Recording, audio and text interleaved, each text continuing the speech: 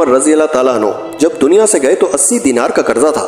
22 لاکھ مربع میل کا حکمران اپنے بیٹے سے کہنے لگے، بیٹے کوشش کرنا تمہارے خاندان والے مل کر میرا قرضہ اتار دیں، میری قبر پر بوجھ نہ رہے، اور اگر خاندان والے مدد نہ کریں تو میرے دوستوں سے بات کرنا، وہ مدد نہ کریں تو پھر علی سے بات کرنا۔ 80 دینار کا قرضہ چھوڑ کر حضرت عمر رضی اللہ تعالیٰ عنہ دنیا سے رخصت ہوئے اور جاتی دفعہ کہہ گئے کہ میرے بچوں کو حکومت کے مشوروں میں بھی شامل نہ کرنا، حکومت کے مشورے میں بھی میری اولاد شامل نہ ہو۔ اتنا بڑا شخص اتنا بڑا رنگ دے کے یکم محرم کو جب حضرت عمر فاروق کا وصال ہونے لگا تو بیٹے سے کہنے لگے، اماں عائشہ سے جا کر کہو میرا بھی نبی پاک کے روزے میں دفن ہونے کو دل کرتا ہے، ایک قبر کی جگہ ہے، اماں جی نے اپنے لیے رکھی ہے، بخاری شریف میں درج ہے ایسا۔ حضرت عائشہ کے پاس صاحبزادے گئے اور کہنے لگے، اماں جی عمر کو زخم لگ گیا ہے، حالت بڑی پریشانی والی ہے، وہ کہتے ہیں کہ اگر اماں اجازت دے تو مجھے حضور پاک کے ساتھ دفن کر دیا جائے، اور اس طرح حضرت بی بی عائشہ نے